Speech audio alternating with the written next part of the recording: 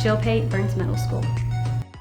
I'm one of those people that has a moment, right, of when I knew I wanted to be a teacher. And this isn't exactly what ignites me, it's what started it. So I was really young. I was really bad, apparently. It was terrible, kindergarten, first grade, and then the beginning of second grade. And the teacher calls me up, I was probably getting in trouble, and hands me the chalk. Of course, we're in chalkboard days, and says, turn around and tell the class this. And it was that sledgehammer moment. Turn around with the chalk at the chalkboard, and I knew. And that hasn't changed in 40 years. So I didn't grow up in a good situation. Let's just say the home wasn't a good one. And I figured out about 8th grade, the only way I get out of that is school. So I became the student I wanted to be, just for the sole purpose of escaping a not very good situation. Over the years, I see me in so many of our kids at Burns that struggle, and they're in those same, situations that I was in. Those kids need what I needed, and I saw it. Like, I knew what I needed, but they don't yet.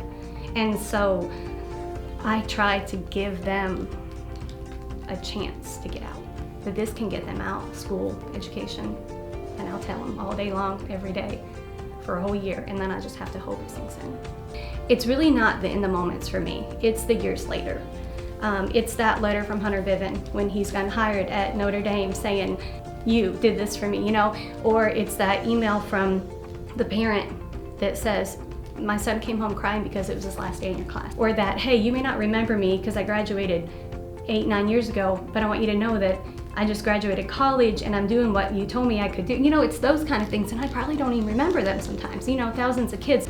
You might not feel like you're making a difference in any kid, and then you read a notebook entry and you realize, yes, I did. I want my kids to see me from the start, and I want to see them. So it's really important to me that they learn the way I expect them to act by the way I act. And that's a lot of pressure because, some days you want to come in and, you want to be like, I'm tired. My daughter ended up about 10 days later back in the hospital for a week during COVID by ambulance. We almost lost her. And here I'm up with preemie twins, an hour and a half, every hour and a half feeding all night long, and still going, teaching virtually or going to work. There were days where I just wanted to be like, I can't do that because I need to show the kids that you have to be able every day to do your job, whether it's a teaching job or being a brother or a sister or a parent. I had a kid once say, how come you're the only teacher I have that's never moody or grumpy? Don't think I'm never moody or grumpy, but I'm not at school. I save it for my husband. And I said, I didn't realize that was. And I said, well, you know what? Is it your fault if I had a bad morning, at home? I said, I won't take it out on you, just, hey, don't take it out on me.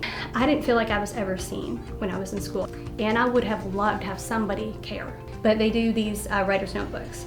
And when they write the writer's notebooks, I read every single word, whether it's 3 pages or 10 or 12, and I read it all and I write back. And so those quiet kids that don't have a voice, they get a voice. And even though it's a huge commitment, every year my husband says, why do you do that? Because that takes so much time. If you could read this, you'd know why. I think the biggest thing I tried to do for them is give them hope. Because hope can drive. If you don't have hope, you quit, you have nothing. My theme every single year that I teach is overcoming adversity. It doesn't matter what I teach. Every single book goes with overcoming adversity, because what kids don't get, they think they have to know the Pythagorean theorem and who invented barbed wire in the 1800s. They don't need that. They need to be able to solve problems and overcome challenges and interact with others. If I can teach them through that hope and that love and that direction to value education, to value learning, then I can help them overcome the adversities they're going to face, and they're still going to face them, but maybe they won't give up.